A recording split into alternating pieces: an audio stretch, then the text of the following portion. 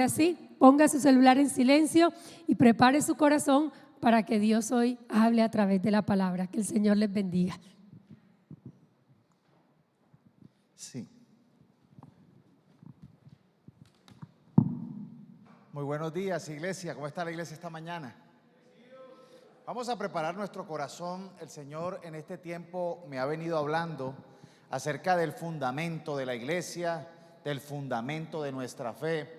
Y precisamente estamos nosotros alistándonos para que ahora en diciembre podamos hacer el cierre del techo de la construcción. Y Dios quiere que también nosotros tengamos un buen fundamento. Jesucristo es el fundamento de la iglesia. Pero hoy voy a pedirle al Espíritu Santo que nos acompañe, que pueda ser una persona utilizada, un instrumento utilizado para poder hablar del tema de hoy. ¿Quién es Dios? Esta es la prédica de hoy. La enseñanza de hoy es ¿quién es Dios? Y tengo que comenzar diciendo primeramente que el conocimiento que tengo de Dios ha sido un conocimiento revelado. Todavía soy un principiante y la vida no nos va a alcanzar para uno conocer a Dios, y por eso Dios nos promete una eternidad con Él para que podamos conocerle cara a cara. Lo que conocemos de Dios ha sido revelado por Él. A diferencia de las culturas, de los indígenas que de pronto vieron el sol y entonces crearon el dios sol, la diosa luna, las estrellas, crearon objetos de la naturaleza que los endiosaron, tallaron sus propios dioses. Nuestro Dios es un Dios que Él mismo se ha revelado a nosotros. Vemos en el libro de Isaías, capítulo 45, es el mensaje que Dios le da a un rey que no era del pueblo de Israel, a Ciro. Y le dice a Ciro en el versículo 5 al 7, yo soy Dios y fuera de mí no hay otro. Tú no me conocías, pero yo te preparé para la lucha. Otras versiones dice, yo te fortaleceré, yo te daré fuerzas. Dice, para que todo el mundo supiera que yo soy el único Dios, yo he creado la luz y la oscuridad. Yo hago el bien y envío la desgracia. Yo soy el único Dios y solo yo hago todo esto. Vemos también en el capítulo 44 de Isaías, el versículo 6 al 7, habla de la necedad de los ídolos, del peligro de la idolatría, de estar en el engaño de adorar a dioses falsos. Dice el versículo 6, 7 y 8. Dice, esto dice el Señor, de 6 al 7, esto dice el Señor, el Rey y Redentor de Israel, el Señor de los ejércitos celestiales. Yo soy el primero y el último, no hay otro Dios. ¿Quién es como yo que se presente y les demuestre su poder? Que haga lo que yo he hecho desde tiempos antiguos, cuando establecí a un pueblo y expliqué su futuro. Una de las características de Dios que es evidencia es el Dios profético, es el Dios que revela. Y una de las cosas poderosas de su mensaje es que es profético. Habla de cosas que van a suceder y suceden, y otras que están por suceder. Y vemos esta comparación con Apocalipsis 1. Apocalipsis 1 habla de Jesús y dice lo mismo. Apocalipsis 1:8, yo soy el alfa y la omega, el principio y el fin, dice el Señor Dios. Yo soy el que es, que siempre era y que aún está por venir, el Todopoderoso. A diferencia de las experiencias de los indígenas o del pensamiento de los seres humanos apartados de Dios, el ser humano no crea a Dios, no talla el ídolo. Vemos que la idolatría y la adoración a dioses fueron hechura de hombre. El hombre cogió una madera, yeso o piedra o plantas y empezó a darle forma para crear su propio Dios. A diferencia del pensamiento humano y de la formación de los dioses humanos, Dios es un Dios que Él mismo se ha revelado al ser humano. Vemos que la Biblia nos muestra el verdadero Dios que se revela a gente que no le conocía. Y por eso comencé hablando de Ciro, porque de pronto todos nosotros estamos como acostumbrados a ver el pueblo de Israel, pero Ciro era un gobernante de Babilonia y Dios le dice: tú no me conocías, yo soy el Dios verdadero. Y vemos que en el Antiguo Testamento Dios se le presentó a Abraham, alguien que no conocía, y se le presentó con el nombre del Shaddai, que en hebreo significa el Todopoderoso, el creador del cielo y de la tierra, el que todo lo puede hacer, el único Dios que todo lo puede hacer. Con Moisés luego se presenta con un nombre que nosotros hemos tratado de entender, que es Yahvé o Jehová, porque el nombre, la gente tuvo miedo de pronunciar ese nombre. Entonces sabemos las consonantes pero no las vocales. Entonces o es Jehová o es Yahvé, pero tiene que ver con el yo soy, el verdadero, el único. Vemos que cuando Dios se le revela a Moisés, y Moisés pues se le atribuyen los primeros 5 libros de la Biblia que Dios le inspiró, que Dios se le revela. Dios le revela en la ley a Moisés y a todo el pueblo de Israel en Éxodo 20:3: no tengas ningún otro Dios aparte de mí. Vemos que en el Antiguo Testamento, donde se centra la base del Dios único, del Dios que es el verdadero. ¿Quién es el único Dios? El Dios creador, el Shaddai, Yahvé, Jehová. Esos son pronombres de Dios: el Todopoderoso, el gran yo soy, el Señor. Y vemos desde la creación, desde el primer libro en Génesis, vemos la revelación de Dios. Pero vemos que hay una particularidad. En el Antiguo Testamento se empieza a hablar de un Dios plural, un Dios único, o sea, diferente, un Dios verdadero. Los demás son falsos, no hay otros dioses, es único, pero es un Dios plural. Y esas son las bases de la Trinidad. Y es importante que nosotros entendamos eso, porque hoy en día han salido algunas doctrinas que solamente creen en Jehová o Yahvé, otros creen solo en Jesús y otros creen solo en el Espíritu Santo. Pero es un Dios plural. Desde Génesis vemos a ese Dios todopoderoso creando todo a través de su palabra y a través de su Espíritu Santo. En el primer capítulo, en el primer versículo, se habla del Dios que empieza a crearlo todo con su palabra, con su Espíritu y hablando en plural. Génesis 1, del 1 al 3 dice: entonces dijo Dios, en el principio, Dios creó los cielos y la tierra. La tierra no tenía forma y estaba vacía, y la oscuridad cubría las aguas profundas. Mire aquí: y el Espíritu de Dios se movía en el aire sobre las superficies de las aguas. Entonces dijo Dios: que haya luz, y hubo luz. En este proceso creativo vemos a Dios hablando de que no había nada. Vemos al Espíritu de Dios volando se movía sobre la superficie de las aguas, y empieza con la palabra: y dijo Dios, y dijo Dios, y dijo Dios, hágase, y se empieza a crear. Luego en ese mismo capítulo 1, el versículo 26, empieza el pronombre plural de Dios. Mire cómo lo traduce en español: entonces dijo Dios, hagamos. ¿Por qué no dije voy a hacer? Empieza a decir en plural: hagamos a los seres humanos a nuestra imagen, sigue la pluralidad, para que sea como nosotros, no como yo, como nosotros. Ellos reinarán sobre los peces del mar, las aves del cielo, los animales domésticos, todos los animales salvajes de la tierra y los animales pequeños que corren por el suelo.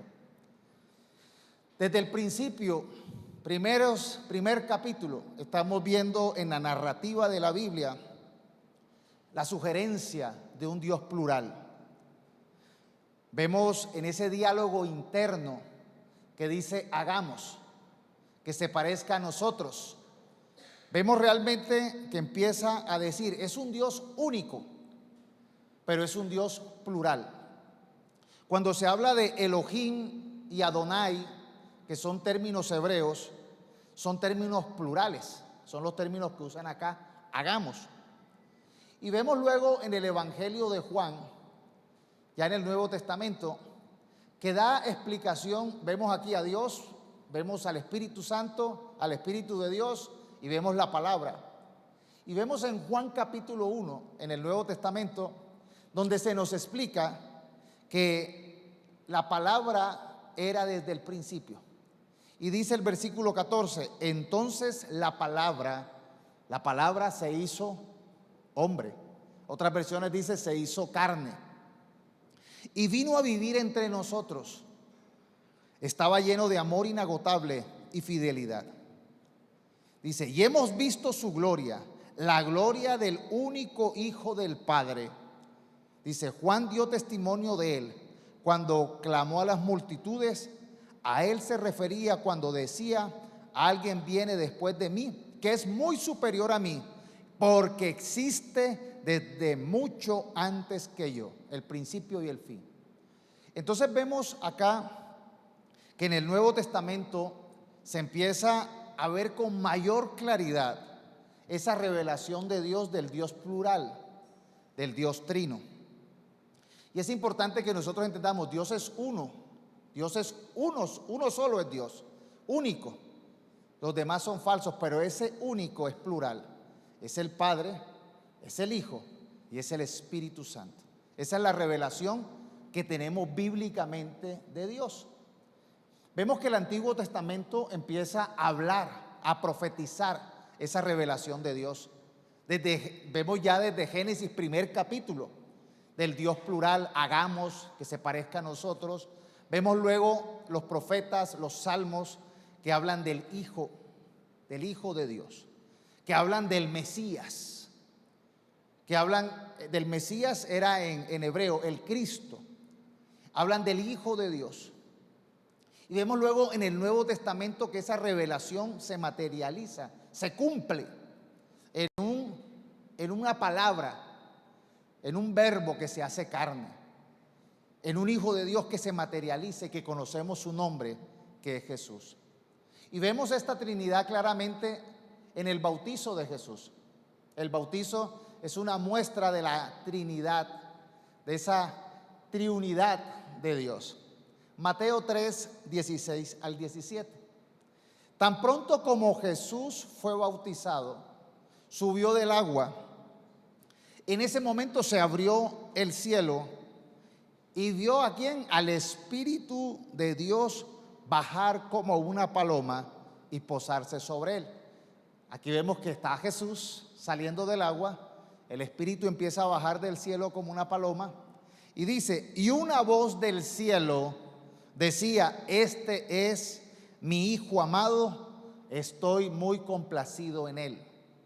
Aquí vemos las tres personas de la Trinidad actuando al unísono, en una misma escena. A Jesús, el Hijo, al Padre diciendo, este es mi Hijo, y al Espíritu Santo descendiendo sobre él. Vemos también en el capítulo 1 del Evangelio de Juan, versículo 29 al 34, dice lo siguiente, al día siguiente Juan vio que Jesús se acercaba, entonces le dijo a toda la gente, aquí viene el Cordero de Dios que quita el pecado de la gente del mundo. Por medio de él, Dios les perdonará a ustedes todos sus pecados. Yo me refería a él cuando dije, después de mí viene uno que es más importante que yo, porque existe antes de que yo naciera. Yo no sabía quién era, pero Dios me mandó a bautizar con agua para que todos pudieran conocerlo. Y vemos a un Juan que es un ser humano que no tenía una revelación clara de Dios. Había entendido, dice, yo no sabía quién era, pero había recibido una instrucción del Dios Padre que le había dicho. Dice, le dijo lo siguiente, versículo 32, yo vi cuando el Espíritu de Dios bajaba del cielo en forma de paloma y se colocaba sobre él. No sabía yo quién era él, oiga bien, pero Dios me dijo, conocerás al que bautiza con el Espíritu Santo cuando veas que mi espíritu baja y se coloca sobre él. Ahora lo he visto y les aseguro que él es el Hijo de Dios. Es importante que nosotros entendamos que muchas de las personas, de los seres humanos de la Biblia, tenían un conocimiento parcial de Dios. El mismo Juan el Bautista aquí tenía un conocimiento parcial. No sabía quién era el Hijo de Dios, pero Dios le había dicho, cuando bautices y veas que al que estás bautizando viene el Espíritu Santo sobre él, él es mi Hijo, y él los bautizará con el Espíritu Santo. Es importante que entendamos que esta es una revelación que comenzó en el Antiguo Testamento, hablando de un Dios plural. Los profetas empezaron a hablar del Mesías, empezaron a declarar del que venía. También fue profetizado en la antigüedad que el Espíritu Santo vendría sobre toda carne, pero el Antiguo Testamento no lo vio. En el Nuevo Testamento empezaron a ver la materialización, el cumplimiento de esa promesa. El mismo Juan el Bautista fue el que profetizó y dijo, aquí está, este es. Por eso Juan el Bautista tiene como de las etiquetas de que es el profeta más grande que existió, porque él fue el instrumento dado por Dios para revelarnos la materialización de la segunda persona de la Trinidad y la tercera. Sobre el que venga el Espíritu Santo, ese es el que bautizará con el Espíritu, ese es el Hijo de Dios. Vemos también en la transfiguración, hablamos de la creación, hablamos del bautizo, hablamos de la transfiguración. Jesús se llevó a unos cuantos discípulos con él, a 3 discípulos, a un monte, y allí se transfigura, muestra su naturaleza divina. Y en esa transfiguración, Mateo 17, está en Mateo 17 del 5 al 7, dice, no había terminado de hablar cuando una nube brillante los cubrió, y desde la nube una voz dijo, este es mi Hijo muy amado, quien me da gran gozo, escúchenlo a él. Los discípulos estaban aterrados y cayeron rostro en tierra. Entonces Jesús se les acercó y los tocó. Levántense, les dijo, no tengan miedo. Aquí vemos otra vez la interacción del Padre hablando a los discípulos diciendo, este es mi Hijo. Luego vemos en otro suceso, en la resurrección. Después de que Jesús resucita, se le presenta a sus discípulos. Y antes de partir al cielo, a la diestra de Dios, le deja una gran comisión a la iglesia, a los discípulos. Mateo 28, 19 al 20. Le deja una gran comisión y una instrucción de la revelación de quién es Dios. Versículo 19, por tanto Jesús le dijo, vayan y hagan discípulos de todas las naciones, bautizándolos en el nombre del Padre y del Hijo y del Espíritu Santo. Enseñen a los nuevos discípulos a obedecer todos los mandatos que les he dado, y tengan por seguro esto, que estoy con ustedes siempre hasta el fin de los tiempos. El Evangelio nos muestra la obra del Dios plural, del Dios trino. Vemos en Juan 3:16, uno de los centros del Evangelio, dice, Dios amó tanto a la gente de este mundo que me entregó a mí, me gusta esta versión, que me entregó a mí, a David. Ponga su nombre, que me entregó a mí, David, que soy su único hijo, para que todo el que crea, está hablando Jesús. Dios amó tanto a la gente de este mundo, está hablando Jesús, que me entregó a mí, Jesús, que soy el único Hijo, para que todo el que crea en mí no muera, sino que tenga vida eterna. La personalización es decir, Dios me amó tanto a mí, David, que me entregó a Jesús. Pero aquí está hablando Jesús en primera persona, que me entregó a mí, su Hijo, para que todo aquel que en Él crea no muera, sino tenga vida eterna. Vemos que Jesús dijo en Juan 14, 16 al 17 y luego el versículo 26, que le decía a los discípulos: y yo le pediré a Dios el Padre que les envíe al Espíritu Santo para que siempre los ayude y siempre esté con ustedes. Él les enseñará lo que es la verdad. Versículo 26, el Espíritu Santo vendrá y los ayudará, porque el Padre lo enviará para tomar mi lugar. El Espíritu Santo les enseñará todas las cosas y les recordará todo lo que les ha enseñado. Vemos entonces en el Nuevo Testamento la gran claridad. El Antiguo Testamento hablaba del Dios plural, ponía las bases de la Trinidad, hablando del Hijo de Dios, hablando del Mesías, hablando del Espíritu Santo. Pero en el Nuevo Testamento vemos la culminación de esta revelación. Luego vemos en la iglesia primitiva el fundamento de esta gran revelación de Dios. Vemos que la iglesia primitiva, la iglesia apostólica, tenía una bendición, y la bendición era la siguiente: segunda de Corintios 13, 14, que la gracia del Señor Jesucristo, el amor de Dios Padre y la comunión del Espíritu Santo sea con todos ustedes, el Padre, el Hijo y el Espíritu Santo. Y con esto entendemos que la base de la iglesia es obviamente Cristo, que es por el medio del cual Dios perdona nuestros pecados, pero que nos deja a su Espíritu Santo para que nos guíe a toda verdad.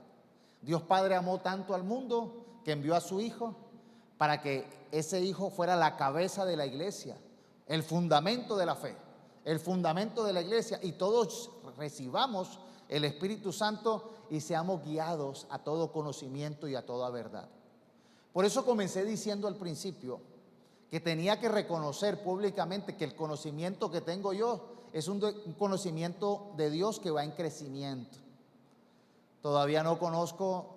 Decir que conozco a Dios en su totalidad sería un engaño, sería una falacia, porque lo que conozco de Dios es lo que Dios se ha revelado, lo que he estudiado en su palabra, y aún así me falta mucho por conocer, por experimentar.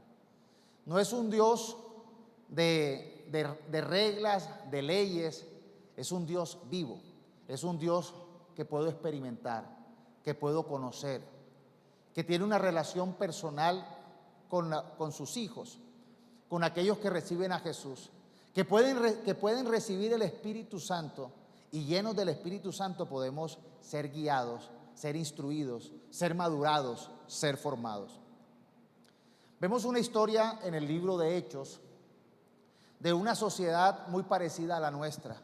De por sí nosotros fueron las bases de lo que le llaman el pensamiento occidental o la sociedad moderna, que son los romanos.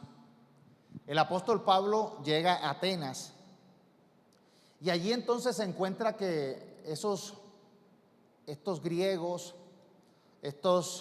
que son el fundamento de nuestra justicia, de nuestra manera de pensar, ellos eran politeístas. Ellos tenían muchos dioses y ellos no peleaban con ninguno. Ellos aceptaban que si para ti, entonces tenían el Dios del cielo, de la tierra, del sol, de las estrellas, de la nube, de los alimentos, de las tormentas, de las enfermedades. Tenía el Dios de la guerra, el Dios de la paz. Tenían una cantidad de dioses y a todos les tenían como un monumento. Ellos creían en todos los dioses que podían ocurrir, pero el apóstol Pablo llegó y viendo esta ciudad, vio que había un lugar donde no había ningún ídolo, no había ningún Dios, y tenía una inscripción abajo que decía: al Dios no conocido. Y allí Pablo empieza a enseñar y a revelarles el Dios que nosotros predicamos, el Dios que este mundo no conoce porque no lo ha creado, sino el Dios que se revela. Y qué bueno que nosotros lo entendamos, porque siempre es bueno nosotros entender que tenemos mucho por aprender y por conocer de Dios. Hechos 17, 22 al 34. Entonces Pablo, de pie ante el concilio, les dirigió las siguientes palabras: hombres de Atenas, veo que ustedes son muy religiosos en todo sentido. Eran tan religiosos que tenían un Dios para todo y no querían pelear con ninguno. A todos les tenían un ídolo. Porque mientras caminaba, observé la gran cantidad de lugares sagrados, y uno de sus altares tenía la siguiente inscripción: a un Dios desconocido. Este Dios, a quien ustedes rinden culto sin conocer, es de quien yo les hablo. Es el Dios, aquí viene, no dice el Shaddai, pero dice lo que significa. Es el Dios que hizo el mundo y todo lo que hay en él. Es el Dios creador, el Dios todopoderoso. Yo sé, ya que es, el Señor del cielo y de la tierra. No vive en templos hechos por hombres, no tiene una imagen, no tiene un lugar, una escultura. Todo el ser humano apartado de Dios crea su propio Dios, lo quiere tocar, se lo quiere guardar en el bolsillo. Dice, es un Dios tan grande que no vive en ese lugar. No vive en templos hechos por hombres. Y las manos humanas no pueden servirlo, porque Él no tiene ninguna necesidad. Importante esto. No es un Dios creado por hombres. No es un Dios producto de la invención humana. No es un Dios que tenga necesidad de nosotros. Es un Dios que es el benefactor nuestro. Nosotros somos los beneficiarios, no es Él. Pero hoy en día se quiere hablar de un Dios el cual necesita tanto de nosotros. Y yo he escuchado prédicas, incluso en iglesias, porque prédicas es en iglesias, que muestran de un Dios que necesita. Ay, Dios está solito, pobrecito. Acérquense a Él, lo tienen abandonado. Pobre Dios. Nadie lo busca, nadie le habla. Un Dios que está buscando, que, ay, pobrecito, está traumado. Ese es el pobre viejecito, pero ese no es el Dios todopoderoso. Él no tiene necesidad de nosotros. La creencia, la arrogancia humana crea su propio Dios y obviamente manipula su propio Dios. Pero aquí habla de un Dios todopoderoso, creador de todo lo que vemos y todo lo que existe, que no necesita de nosotros, sino que nosotros necesitamos de Él, porque en Él está la vida, porque en Él está el perdón, porque en Él está la eternidad, cosa que el hombre no conoce, pero que anhela. Eclesiastés dice, el ser humano no conoce la eternidad, pero Dios le ha puesto un deseo de eternidad en el corazón, porque Dios creó al ser humano para eternidad, pero solamente la eternidad la puede disfrutar acercándose al Dios dador de la vida y de la eternidad. Entonces empieza a dar esta claridad. Por eso dice, Él no tiene ninguna necesidad. Él es quien da vida y aliento a todo y satisface cada necesidad. De un solo hombre creó todas las naciones de toda la tierra. De antemano decidió cuándo se levantaría y cuándo caería. Dios tiene el control de los tiempos. Hay una fecha de vencimiento de cada uno de nosotros, de este cuerpo mortal. Sabe cuándo parte, pero Él es el dador de la vida y de la eternidad. Dice, y determinó los límites de cada una. Está hablando de la vida.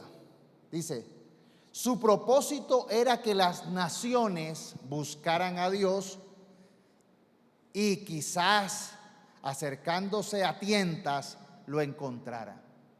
Si ven la limitación humana, a veces nos acercamos a tientas como ciegos, pero ahí vamos. Ese es el propósito de Dios. Aún Él no está lejos de ninguno de nosotros, pues en Él vivimos, nos movemos y existimos. Como dijeron algunos de sus propios poetas, nosotros somos su descendencia. Y como esto es cierto, no debemos pensar en Dios como un ídolo diseñado por artesanos y hecho de oro, plata o piedra. Clarito. De una vez, sin tanta ley, sin tanto artículo, está diciendo, no es lógico, no es correcto que se adore a un Dios creado por el mismo hombre. Él está por encima de esto. Él es el verdadero. Dice el versículo 30. En la antigüedad, Dios pasó por alto la ignorancia de la gente acerca de estas cosas. Pero ahora Él manda que todo el mundo en todas partes se arrepienta de sus pecados y vuelva a Él. Pues Él ha fijado un día para juzgar al mundo con justicia por el hombre que Él ha designado. Y les demostró a todos quién es el hombre al levantarlo de los muertos. Aquí viene la reacción de las personas. Cuando oyeron a Pablo hablar acerca de la resurrección de los muertos, algunos se rieron con desprecio, pero otros dijeron, queremos oír más sobre este tema, pero más tarde. Con esto terminó el diálogo de Pablo con ellos, pero algunos se unieron a él y se convirtieron en creyentes. Entre ellos estaba Dionisio, un miembro del concilio, una mujer llamada Damaris y varios más. Aquí hay una realidad que nos muestra en esta historia que el mundo tiene una ignorancia de Dios. Por eso es que dice que la luz llegó al mundo, porque éramos ciegos y la luz es Cristo. Y empezamos nosotros, comenzó el pueblo de Israel con la Torá, con la Escritura, a conocer de este Dios plural, de este Dios todopoderoso, de este Dios benefactor, del Dios que protegía, que defendía, que levantaba. Empezaron a revelar el Hijo y el Espíritu Santo, y en el Nuevo Testamento vemos la revelación completa del Hijo y del Espíritu Santo. Pero aunque hoy algunos o muchos digan que conocen a Dios, vemos que hay una ignorancia del ABC del Evangelio. Hay un Evangelio que se ha predicado de una manera distorsionada. Hoy en día vemos iglesias y cristianos que han construido un evangelio diferente al de Cristo. Yo el miércoles les hablé acerca de que el fundamento de la iglesia es Jesucristo. Por el versículo de Mateo 16 que dice que Jesús pregunta, ¿quién dice la gente que yo soy? Y Pedro dice, tú eres el Cristo, el Hijo del Dios viviente. Jesús lo felicita y dice, eso no te lo reveló el ser humano, eso te lo reveló mi Padre que está en el cielo. Es una revelación que podamos nosotros decir, Jesús es el Cristo, el Hijo del Dios viviente. Y luego le dice a Pedro, yo te digo que tú eres Pedro, y sobre esta roca edificaré mi iglesia. Equivocadamente algunos dijeron, se está refiriendo a Pedro. Pedro es la base de la iglesia, y muchos han creído que Pedro es la base de la iglesia, pero es un error. En griego dice, el nombre Pedro significa Petro. Petros es piedra. Pedro significa Petros en griego, y el significado de Petros es piedra. Y Jesús hizo un juego de palabras porque la piedra, Pedro, había dicho, tú eres el Cristo, el Hijo del Dios viviente. Y dice, y sobre esta Petra, gran roca o fundamento rocoso, edificaré mi iglesia. La iglesia está fundamentada en Jesucristo, el Hijo de Dios, el Cristo. Si estuviera fundamentada en Pedro, fuera una iglesia debilucha, insegura y no funcional. Porque Pedro, un ser humano con errores, tuvo aciertos, pero tuvo muchos errores. En ese mismo capítulo 16, después de que exalta a Pedro, vemos más adelante que le dice: apártate de mí, Satanás, le dijo a Pedro. Imagínense qué tal la iglesia fundamentada en alguien que hoy está con Jesús y después está con una idea diabólica. Le dijo: apártate de mí, Satanás. Luego vemos a un Pedro negando 3 veces a Jesús, jurando que no le conocía y maldiciendo. Luego de la resurrección, vemos en la carta de Gálatas que Pedro, al sentir la presión de los judíos, empieza a negar el evangelio, desplazando a los gentiles, y Pablo lo reprende. El evangelio nos muestra que el fundamento de nosotros es Dios, el Padre. La iglesia está fundamentada en Cristo porque es el puente, es el camino para nosotros volver al Padre.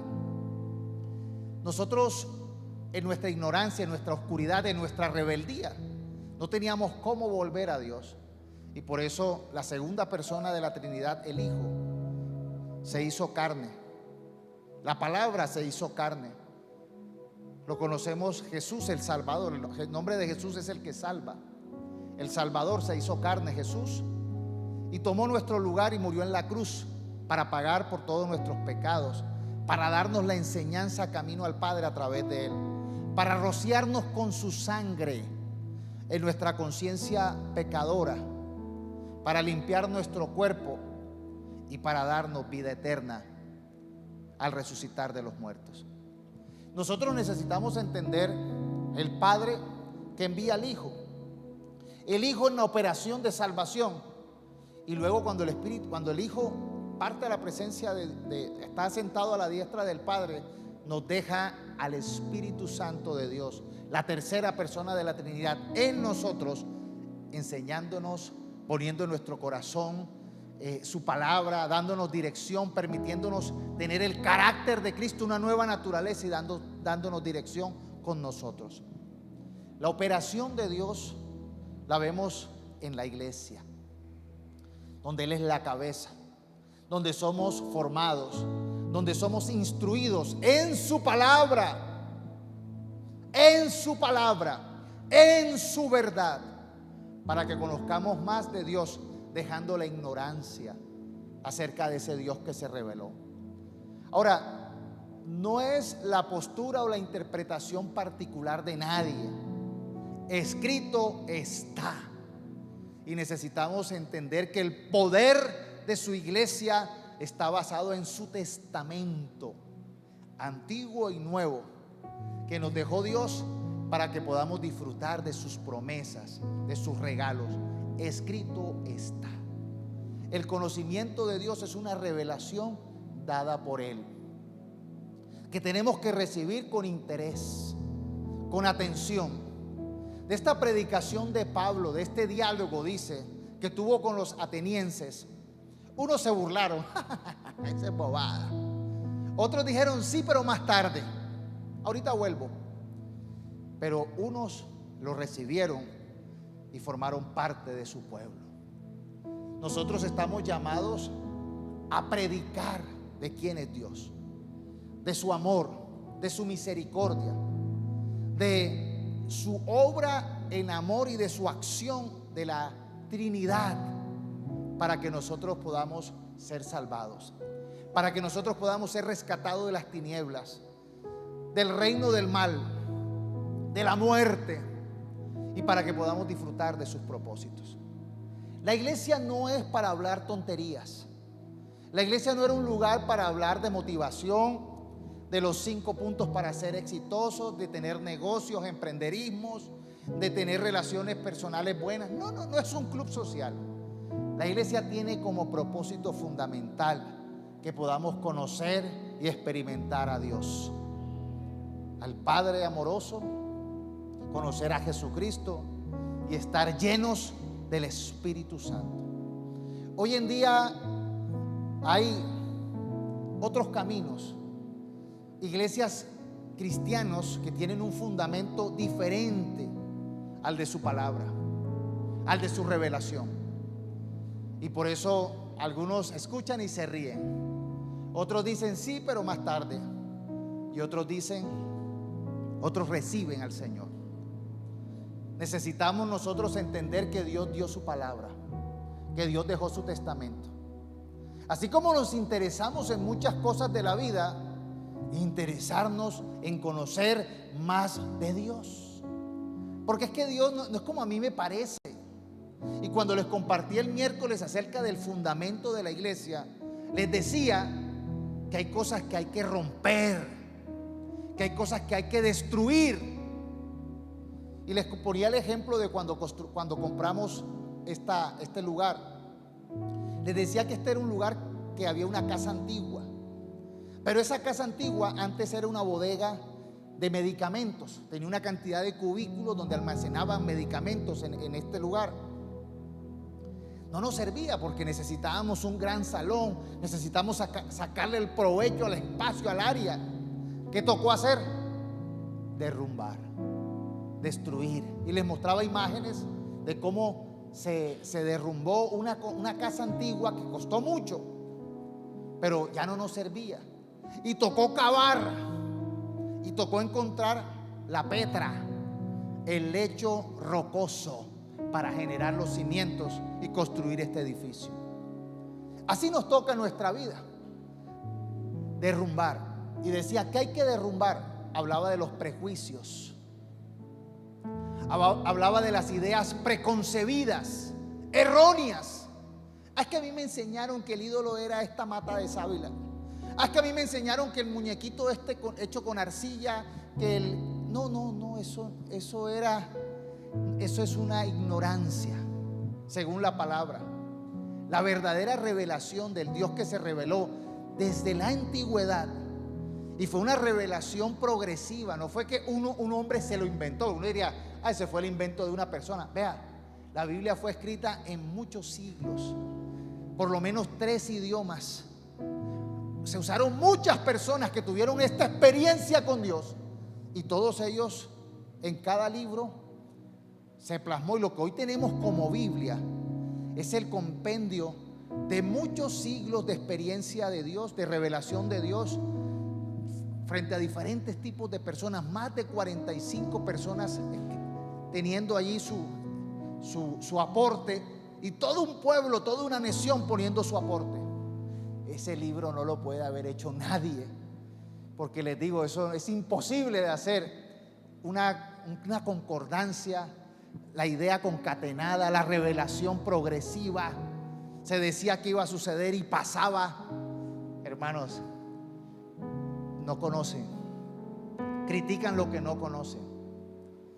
Cuando uno estudia la palabra, queda cada vez más maravillado de su grandeza. Conoce más de ese Dios que se ha revelado. Y nosotros necesitamos con humildad, pero también con diligencia, experimentar y conocer a ese Dios no conocido. Porque aunque aquí en la iglesia algunos conozcan a Dios, cuando les preguntan, bueno, ¿y cómo así que el Padre? ¿Y cómo así que el Hijo? No sé, pero yo voy a llamar al pastor. ¿Cómo así que el Espíritu Santo? A veces no entienden cuál fue la labor de Cristo, cuál es la labor del Espíritu Santo. No entienden. No, Jesús murió por decir la verdad, tan buena gente. No entienden la realidad del proceso salvífico de Dios, del proceso eterno de Dios, de las promesas que tenemos en Dios. Y por eso necesitamos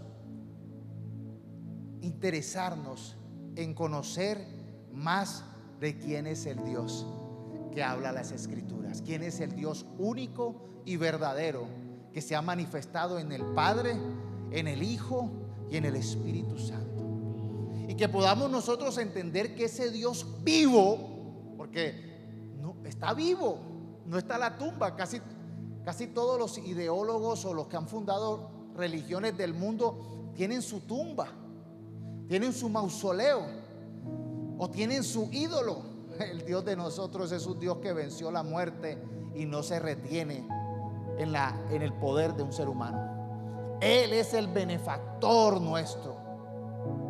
Él es el que suple nuestra necesidad. Y nosotros necesitamos conocerle, servirle y adorarle. Y es allí donde necesitamos entender que en cierta manera Dios es un Dios desconocido, porque hay muchas cosas que tenemos por conocer de Él.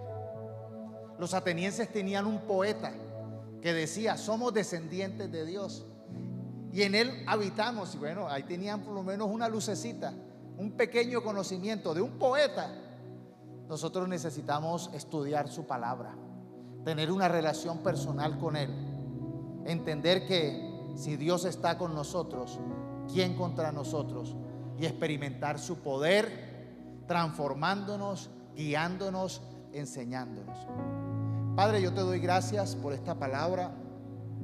Realmente hablar de quién eres tú es un reto, porque el conocimiento que tenemos es el conocimiento de la Escritura. Y necesitamos nosotros también podemos decir que es el conocimiento de nuestra experiencia contigo.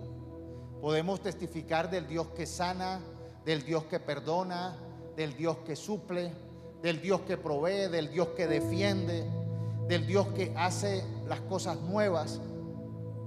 Pero lo que podemos conocer de ti es como dice Juan 3:16, porque de tal manera Dios amó al mundo que dio a su Hijo Jesucristo, para que todo que crea en Él no se pierda, sino que tenga vida eterna. Y Jesús fundamentó esta verdad en su iglesia. Y por eso la iglesia tiene dos sacramentos: la cena del Señor y el bautizo. El bautizo y la cena hablan de lo mismo, de esa obra maravillosa de amor que Jesús se hace carne, toma nuestro lugar en la cruz para rociarnos con su sangre nuestra conciencia pecadora y permitir el perdón de nuestros pecados y permitirnos formar parte de su pueblo. Vamos a ponernos de pie y vamos a darle gracias a Dios. Vamos a recibir los elementos y luego juntos oramos con acción de gracias y recibimos la cena del Señor.